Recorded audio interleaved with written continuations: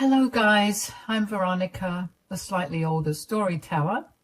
My sister kind of reads stories like these and introduced me to this world. We have seen a lot of horrible stories about bad mother-in-laws, and my sister thought that maybe I should redeem our image a little. I also happen to be someone's mother-in-law. But unlike many stupid women, I actually considered my daughter-in-law, Emily, one of my own children. Emily and my son, Jim, had been together since school, so I have known her for a while. They got married fresh out of college and started to live 2 cities away. Jim and Emily were like the perfect couple to everyone around them.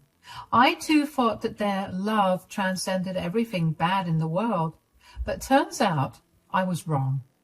It was by pure chance that I discovered that my son was cheating on his lovely wife. I was out with my friend for some coffee when I spotted my son at the other end of the street. I thought I was seeing things because he wasn't supposed to be in my city. Jim never said he was coming either, but he was there, going to Target after parking his car. But what really shocked me was the fact that there was a woman and a young boy with him. I had never seen the woman before and didn't know who she was. I also had no clue why my son was holding her hand and carrying her son. They looked like a couple and were laughing about something. If anyone who didn't know Jim would see him then, they would think that Jim was married to the woman and the child was his. My friends, too, eyed my son suspiciously and asked me who she was. They knew Emily since they were there at Jim's wedding. All of them loved Emily and Jim like their own child, so they were surprised to see Jim with another woman. I was shocked at the sight that I didn't know what to do. After a while, I started to believe that my mind was playing tricks on me. But my friends, too, saw them and thought something was suspicious. My mind was a mess, so I decided to wait and see what happens next. I knew my son would have to come out of Target and go home, so I waited and tried to find a reasonable explanation of what was going on. When Jim finally came out of Target, he was still with the woman and child. They had shopped for a lot of things and were loading them into Jim's car. What happened next threw away all doubts of this being harmless. I saw the woman kiss Jim on the lips, and my son shamelessly returned it. At that point, I knew my son was cheating on Emily. I was furious with him and immediately called Emily to find out what was going on. I needed to tell her what I saw, that she could come to her own conclusions. I wasn't going to shield Jim just because he's my son. He was doing something immoral, and his wife absolutely needed to know. I called Emily and immediately was greeted by her saying, "Wait, is that you, Veronica?" "Yes, this is me, Emily." "Oh my God, I'm so happy to hear your voice. Thank God you're all right now. I have been so worried about you, Veronica." "Why were you worried about me, Emily? I'm fine." "It's good to know that you are fine now, Veronica. I know you hate it when people worry about you, but you know we can't help it. You are not making any sense, Emily. Why were you worried about me in the first place? What happened to me?" "Wait, you don't remember, do you?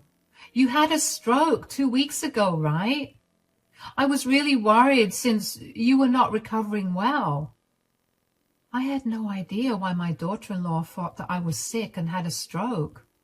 No such thing happened, and I was as fit as a fiddle. Emily seemed genuinely happy when I called, and her concern for my health was genuine as well, so I didn't know what to think of what Emily said. Firstly, I needed to find out more and inform her that I never had a stroke. I said, "I think you're making a mistake, Emily. I didn't have a stroke. I'm completely fine. I don't know why you think I was sick." "What? You never had a stroke? But Jim told me that you were extremely sick. That's why he left 2 weeks ago to visit you and hasn't returned home since." "Oh my God, he told you that he was here for 2 weeks taking care of me?" "Yes, Veronica." What's going on? I'm confused now. You're saying that you were never sick, but Jim told me that you were? What's happening? My poor daughter-in-law was super confused, but I was able to put the pieces together to try and find out what was going on. The wheels started to turn in my brain, and I finally understood what was happening. Emily had no clue that her husband was lying to her and cheating on her. Jim had lied about my health and used it as an excuse to avoid suspicions. He was cheating on her with that woman while his poor wife had no clue. I was immediately disgusted and enraged at the same time. I said to Emily, "I think it is clear that Jim had been lying to you, Veronica. He lied about my health when I was perfectly fine." "But I don't understand. Why would he even do that? I know he lied to me, but I can't understand why." "My son lied to you to cover up something he did, Emily." "What do you mean, Veronica? What did Jim do?" "I'm very sorry to say this, but he's cheating on you, Emily." There was a very stunned silence on Emily's end. I was already feeling horrible for being the one to deliver the news to my daughter-in-law. Even though I know I did the right thing by telling her, I also felt guilty about ruining her day and her marriage. Emily remained silent for a while, and then said with a shaky voice, Are you sure, Veronica?" "Yes, unfortunately, I am sure, Emily." "How did you find out?" "I actually saw Jim with his affair partner a few minutes ago. I was hoping there was a solid explanation about why he was with some woman in my city, that too without telling me. But I saw them kissing and knew that he was cheating on you." "Oh, God. This is all true then. Jim is really cheating on me. Oh, my God." Emily absolutely broke down over the phone and cried her eyes out. My heart broke to hear her cry and grieve her marriage. She was hurt, and I could understand that. I had expected her to react this way, but hearing her cry for real was much more painful than you thought. My anger was rising against my son, and I wanted to slap the living crap out of him. I waited for Emily to calm down and comforted her to the best of my abilities.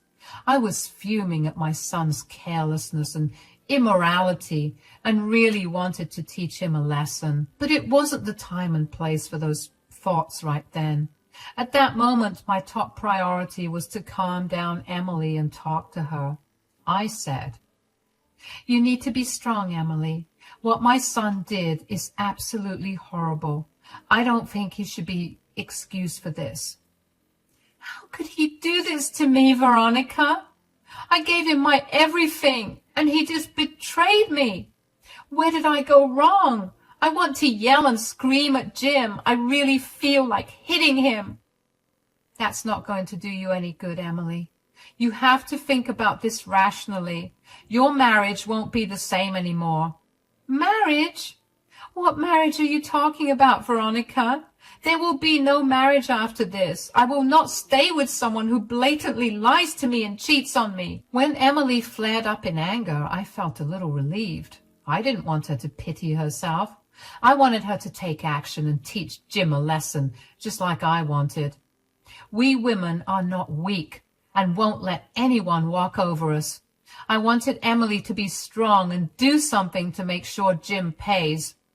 If she was really going to divorce him, I would wholeheartedly support her and even encourage her to do it. Disloyal men had no business getting innocent women into their trap. I said, "That's the reaction I wanted from you, dear.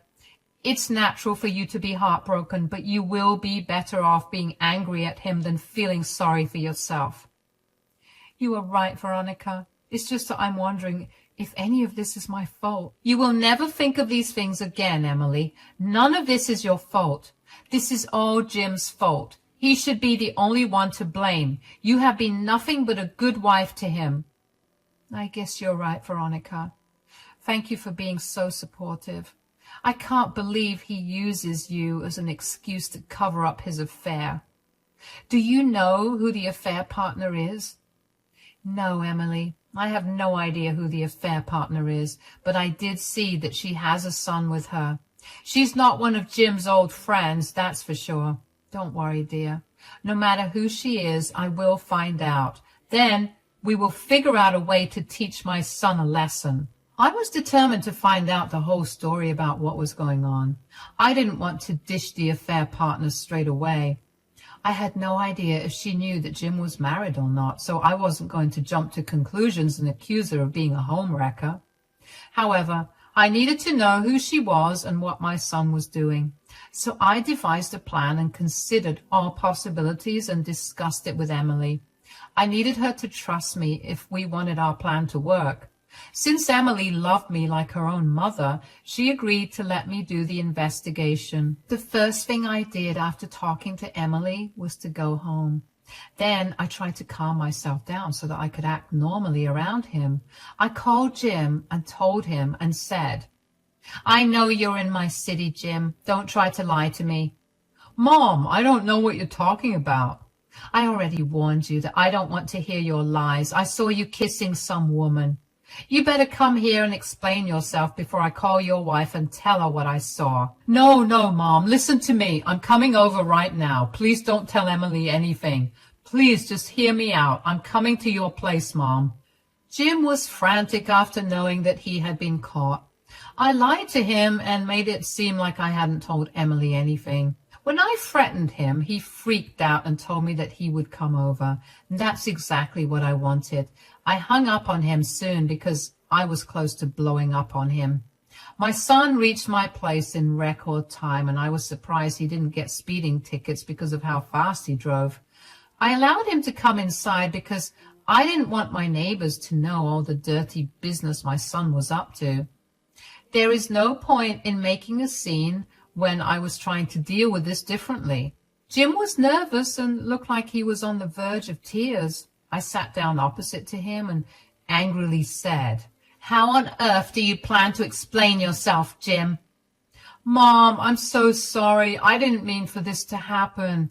It happened so out of the blue." "That's what all cheaters say, Jim. I need to know why you did it." "What can I say, Mom? Emily works long hours and I feel lonely, you know. She earns more than me and sometimes it makes me feel emasculated." I was shocked to my core to hear my son's reasoning. His reasons were just plain wrong and didn't justify his cheating at all. I don't know why he thought it would be a good idea to tell me this. Did he really think that I would support him after hearing his reasons? God knows what he was thinking back then. But I can tell you what I was thinking. I was thinking of ways to calm myself down so that I wouldn't reach out and slap my son. Again, that would jeopardize everything because I needed my son to feel comfortable enough with me to tell me everything. I still said in an angry voice, "So, instead of seeking help for your problem or talking it out with your wife, you decided to cheat on her with a homewrecker?" No, Mom. You're wrong about Sandra. She is not a homewrecker. She's having an illicit affair with a married man. How can you say she's not a homewrecker? Mom, she has no idea that I'm married. She's a decent woman who's struggling with her son. So being with her was actually an ego boost for me. I felt like a man because I was taking care of a poor widow with a son. I don't feel emasculated when I'm with her. That took several mysteries off my list.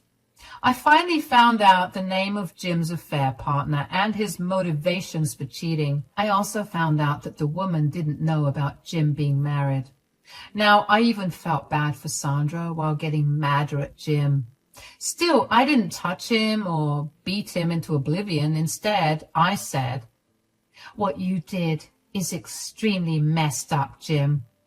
"I know, Mom. Believe me, I know that already." "What do you want to do now? Do you want to leave Emily?"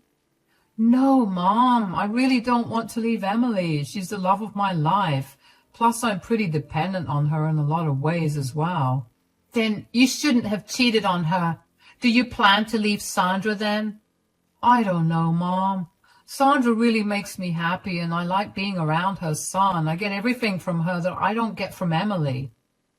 I still can't believe I raised an absolute joke of a man like Jim. I was severely disgusted with him and wished he wasn't my son. Even after being caught, Jim wasn't exactly willing to give up any of his partners. He was trying to make himself the victim by saying he only felt complete when he was with two women. I have no idea how he could say those words in front of me without feeling embarrassed. Instead of getting up and strangling the life out of him, I decided to try and be his friend. I had no intention of forgiving him. I just wanted him to be comfortable enough around me so that I had the time to execute my plan. I looked at him and said, "You need to tell me more about Sandra. She seemed like a nice woman. It's unfortunate that she's a single mother." "I'm glad you're not angry at her, Mom. She is a nice woman, and her son is also very lovely." I slowly started to get information out of my son about Sandra. Now that I knew that she was also an innocent victim, I wanted to track her down and inform her about the situation. Sandra really did seem like a nice lady, and I didn't want her to bring her innocent son around my pathetic one. So I gathered as much information as I could from Jim. Then I said, "You're right, Jim. Sandra sounds like a good woman, but Emily is a good woman too. You're playing a dangerous game, Jim. You need to stop this before it gets out of hand." "I'll figure something out, Mom, but please don't tell Emily anything right now. She will be devastated." "I agree about that, Jim. She will be devastated. Don't worry. I won't tell her. But you need to be careful and make sure you don't mess anything up." "I will be careful. Thank you so much for understanding me, Mom. I don't know what I would do without you. I'm happy that you at least gave me a chance to make things right." No, I wasn't giving my stupid son a chance to make things right. I wasn't some gullible woman he could fool.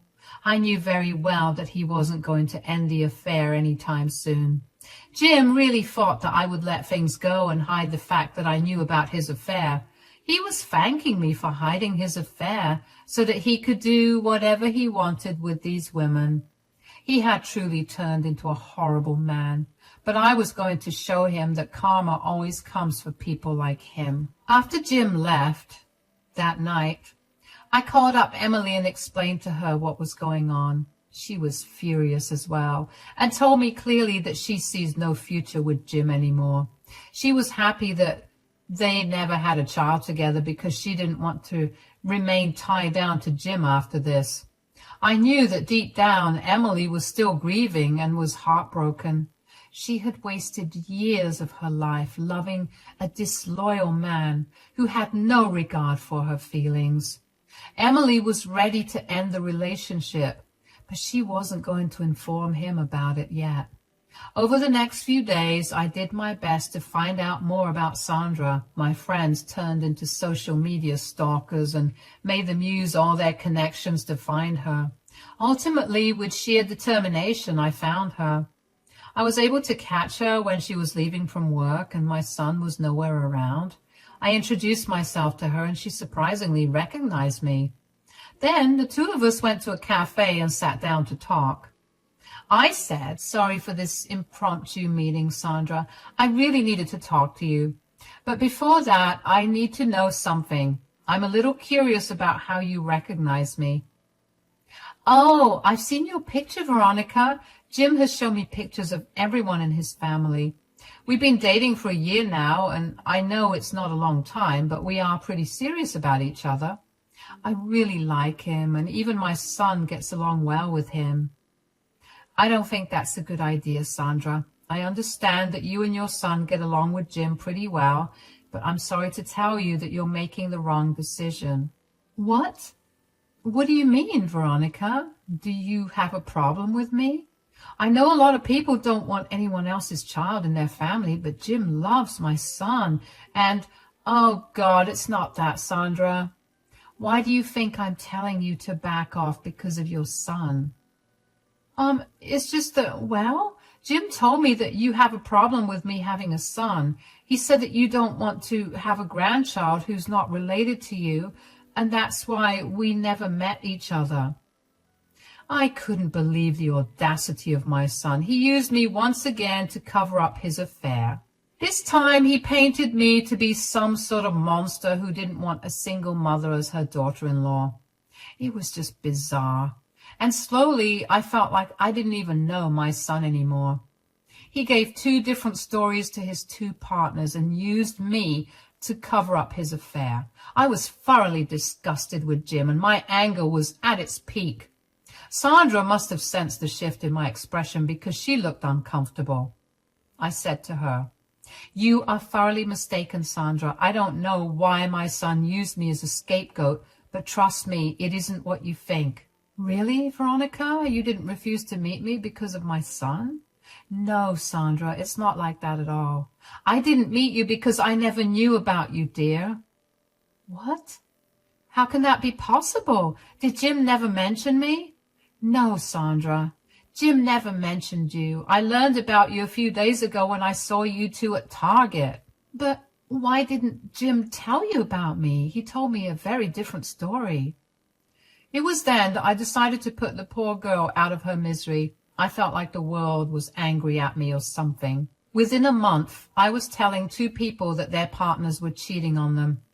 It was hard, especially since both Emily and Sandra were innocent parties. Still, it had to be done. I gathered myself and said, "Listen to me, Sandra. I will tell you what the matter is. You said that my son showed you pictures of his family, right?" "Yes, he showed me pictures of everyone." "Did he show you pictures of his wife as well?" "What? What are you talking about? What wife?" "I'm sorry to tell you this, but Jim is married, Sandra. He has a wife living in a different city. He had been cheating on her with you." You can only imagine what followed next. Sandra absolutely broke down crying right in front of me. The poor girl was seriously in love with Jim and was dreaming about marrying him fairly soon. Her son was also involved in the equation, and the poor girl was blaming herself for putting her son in such a horrible situation. I sat there with her and comforted her like she was my daughter. The girl had no one and depended on Jim for emotional support. Now she discovered that the man she loved was a fraud and a cheater. She was devastated. I told Sandra exactly what I told Emily. She needed to be strong and make sure Jim suffered for what he had done. I told her the little plan I had in mind, and she was instantly convinced to help us. She wanted to confront Jim, but agreed to do it our way. That day, she even talked to Emily on the phone at my insistence.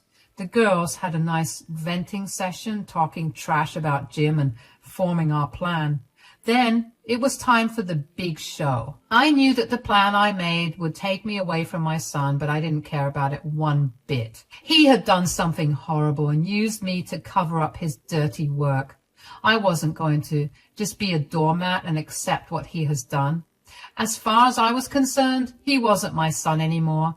I didn't raise him to be an evil guy like this, so I was prepared to lose my son because I didn't want to stay in contact with him anyway. A few days after I met Sandra, I called my son Jim over to my house for a little meeting. He happily came to see me, thinking that nothing was wrong. You can imagine his face when he walked in and saw Emily waiting for him. He looked super nervous and said, "Hey, Emily, what are you doing here?" "Oh, hi, Jim. I'm here to see your mother, who's been recovering from a stroke. She looks all fine and dandy to me." Yes, she recovered really fast. She's been home for a few days now." "That is very interesting because Veronica says that she never had a stroke to begin with." "Care to explain why you used me as an excuse to cover up your affair?" "Mom, what are you talking about? What affair do you mean?" Jim was trying to act all innocent, but was failing miserably. He was actually shaking and sweating a lot. He was nervous because he knew he was caught. But he still had no idea how serious the situation was for him. He was mumbling and stuttering to come up with an explanation and ended up with this stupid question. Just as he asked me that question, Sandra walked into the room. Jim's eyes went wide as he spotted Sandra casually strolling into the room. He was now very pale and kept looking between Sandra and Emily. He gulped hard and looked at me for help, but my smirk told him everything he needed to know. Sandra walked in and said, "Do I need to explain to you what affair your mother is talking about, Jim?" "I don't know. Maybe she's talking about the affair you had with me." "What? Sandra, what are you doing here? What's going on?"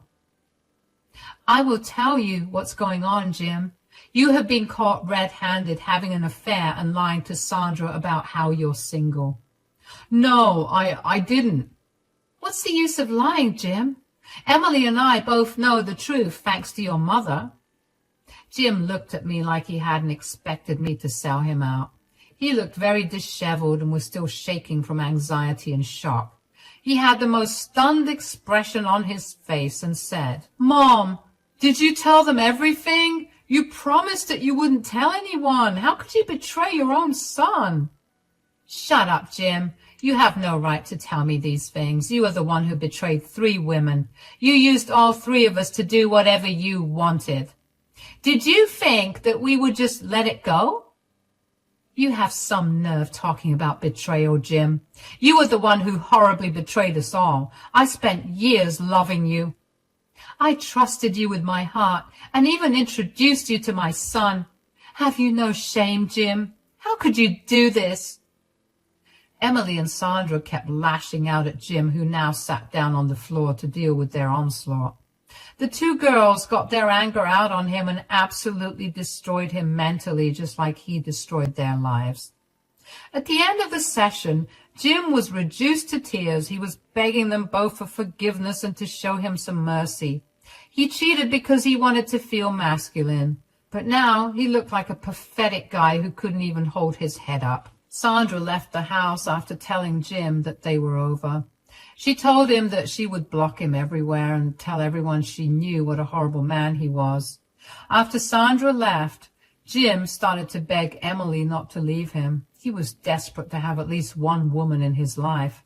He even asked me for forgiveness and told me to help him win Emily's forgiveness. I ignored him and told Emily to do what she wanted. That's when my daughter-in-law pulled out the divorce papers that she had prepared before coming to visit me. Jim took one look at those papers and immediately knew what they were. He started to cry loudly and begged Emily not to leave him. Emily simply served him and told him that they were done. After that, I pretty much had to kick Jim out and tell him not to show up at my house again. That night, Emily stayed with me, and later Sandra joined us with her son. We had a great time together, getting rid of all negative feelings so that we could put Jim's chapter behind us all. I'm sure you want to know what happened next. Well, Emily divorced Jim and got a hefty settlement. Since Jim only did freelance work, he didn't have much money left after the divorce. He used to be more or less dependent on Emily, and the cheating meant that he didn't get a cent of alimony in our state. He was kicked out of their shared apartment and had to go door to door for shelter. I refused to house him, and so did most of his friends who got to know about the affair. He has since expressed remorse for his affair, but karma is still after him. My son has managed to find very cheap accommodation with 4 roommates and is barely scraping by. He lost all the people in his life and is deeply regretting his actions.